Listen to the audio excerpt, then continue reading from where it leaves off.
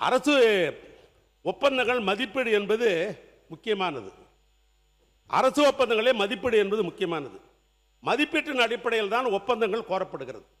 மதிப்பீடுகள் தயார் செய்ய அடிப்படையாக SOR, அதாவது ஷெட்யூல் ஆஃப் ரேட், அதில் தான் பயன்படுத்த வேண்டும். இதற்கான அரசு ஆணை என்பது 25/4/1947 அப்போதான் முத ஆரம்பிக்கிறாங்க இந்த ஷெட்யூல் ஆஃப் ரேட் என்கிறது. 17/11/1990 இரண்டாவது ஆணை, மூன்றாவது ஆணை 14/3/2004 மூன்றாவது ஆணை.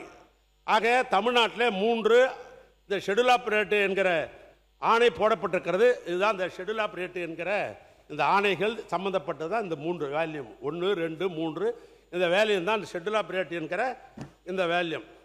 இந்த வேலையை வைத்துக்கொண்டு, இந்த வேல்யூத்தை வைத்துக்கொண்டு தான் யாராக இருந்தாலும் ஒரு துறையில் இதன் மூலமாக நம்ம செய்ய முடியும். இந்த ஆணைய தயாரிக்கும் குழுவில் நிதித்துறையினுடைய செயலாளர் அல்லது அவரால் நியமிக்கப்படுகிற IAS அதிகாரி, அதோடு மட்டுமல்ல பொதுப்பணித்துறை, நெடுஞ்சாலைத்துறை, நீர்வளத்துறை, தமிழ்நாடு நகர்ப்புறத்துறை, தமிழ்நாடு குடிநீர் வடிகால் வாரியம், வீட்டு வசதித்துறை, வனத்துறை, காவலர் வீட்டு வசதி கழகம், தோட்டக்கலைத்துறை, தமிழ்நாடு நுகர்வோர் வாணிபக் கழகம் ஆகிய துறைகளுடைய தலைமை பொறியாளர்கள் அல்லது அவர்களால் நியமிக்கப்படுகிற பிரதிநிதிகள் தான் இந்த SRO என்பதை தயாரிக்கிற குழுவாக இருந்து இதை தயாரிக்கிறார்கள். இதை தயாரித்து பெறும்போது எல்லா டிபார்ட்மெண்ட்டுக்கும் இது போகும். போன அந்த அடிப்படையில் தான் திட்டங்களை மதிப்பீடு செய்வார்கள். இதற்கு எப்படி ரேட் ஆஃப் அந்த கால்குலேஷன் பண்ணுறாங்கன்னா, மத்திய அரசாங்கத்தினுடைய எஃகு உற்பத்தியினுடைய நிறுவனத்தினுடைய ஸ்டீல் விலை, நம்முடைய தமிழ்நாடு சிமெண்ட் கழகத்தினுடைய சிமெண்டினுடைய விலை, தொழிலாளர் நலத்துறை சார்பாக நிர்ணயிக்கப்படும் ஊதிய விகிதங்கள், ஆள் கூலி, அதோடு மட்டுமல்ல ஷெட்யூல் ஆஃப் ரேட் என்பது மணல் இவைகளெல்லாம் எங்கெங்கெல்லாம் இருக்கிறதோ எம்சான் இருக்கிறதோ அவர் பில்லெல்லாம் வாங்கி சம்மரி பண்ணி இந்த கூட்டம் தான் முதலாக இந்த SRO என்கிற ஷெட்யூல் ஆஃப் ரேட் என்பதை தயார் செய்து அதை பொதுப்பணித்துறையின் சார்பாக வெளியிடுகிறார்கள். அந்த துறையினுடைய செயலாளரை வைத்து வெளியிடுகிற பொழுது அதுதான் எல்லா துறைக்கும் போய் இந்த எஸ்டிமேட் எல்லாம் தயார் செய்கிறார்கள். இதை நான் இதற்கு சொல்வதற்கு என்ன காரணம் என்று சொன்னால், மாண்புமிகு முதலமைச்சர் அவர்கள் அன்றைக்கு தன்னுடைய பதிலுரையிலே பேசுகிற பொழுது நாங்கள்லாம் கேட்டுக்கொண்டு தான் இருந்தோம். முதலாக முதலமைச்சர் வந்திருக்கிறாரு, உரையை நாம் முழுமையும் கேட்க வேண்டும் என்ற அடிப்படையில் தான் நாங்கள் அந்த உரையெல்லாம் கேட்டுக்கொண்டிருந்தோம். திடீரென்று பேசிய நம்முடைய முதலமைச்சர் அவர்கள் திடீர் என்ன சொன்னார் என்று சொன்னால், நான் அதை பேசிய முழு பேச்சு வச்சிருக்கிறேன், இருந்தாலும் அதை சுருக்கமாக நான் சொல்லுகிறேன்.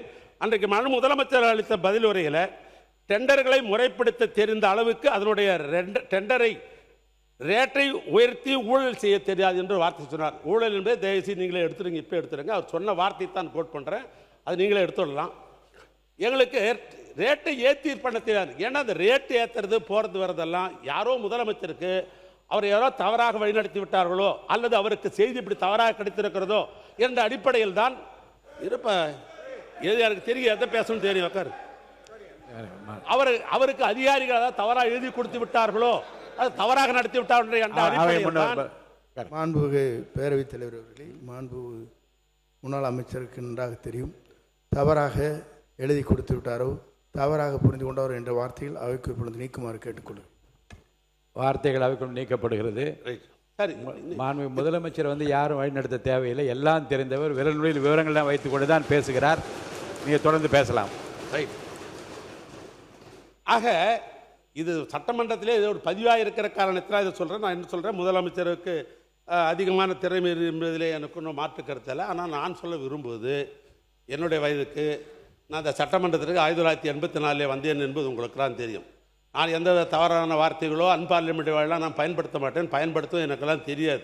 ஏன்னா அப்படித்தான் எங்களெல்லாம் வளர்த்திருக்கிறார்கள். மக்கள் தலைவர் எம்ஜிஆர் காலத்திலும் சரி, அண்ணன் கலைஞர் காலத்திலும் சரி, என்னுடைய தலைவர் திராவிட மாடல் நாயகர் எங்களுக்கு அப்படித்தான் வளர்த்திருக்கிறார், ஒன்றும் மாற்று கருத்தில். ஆனால் இந்த ஷெட்யூல் ஆஃப் ரேட் என்பது எப்படி தயார் செய்யப்படுகிறது, நாளைக்கு அமைச்சராக இருப்பவர்கள் நீங்கள் பிற்காலத்தில் ஒரு கேள்வி கேட்கும்போது நீங்களே இப்படி தான் பதில் சொல்ல வேண்டிய ஒரு சூழ்நிலை இருக்கிறது. இந்த புத்தகத்தை நான் ஒன்றும் தயார் பண்ணிட முடியாது, ஷெட்யூல் ஆஃப் ரேட் நான் பண்ண முடியாது. இது காலாகாலமாக 1947 சுதந்திரம் இருந்த காலத்திலிருந்து ஷெட்யூல் ஆஃப் ரேட் என்பது அரசினுடைய இது கைடு மாதிரி, எல்லா துறைக்கும் இது கைடு மாதிரி. நான் எல்லா துறையும் சொல்லிட்டேன். நான் இதில் ஒன்றும் தவறான இதையும் நான் சொல்லவில்லை என்று இந்த நேரத்தில் நான் தெரிவித்துக்கொள்ள நான் விரும்புகிறேன். அதோடு மட்டுமல்ல, இந்த துறையை பற்றி நீங்கள் சொல்லணும்னு நினச்சிங்க, நான் சுருக்கமாக சொல்கிறேன். முதலமைச்சர் சாலை மேம்பாட்டு திட்டத்தின் கீழ் இப்போ இருக்கிற இந்த கொள்கை விளக்கு புத்தகத்தில் சொல்கிறேன். முதலமைச்சருடைய சாலை மேம்பாட்டு திட்டம் என்ற பேரில் 497 கிலோமீட்டர் 4 வழித்தடமாக 77 கிலோமீட்டர் இருவழித்தடமாக மேம்படுத்தும் நிலை பணியாக உள்ளது என்று பக்கம் 37 நீங்கள் குறிப்பிட்டிருக்கிறீங்க.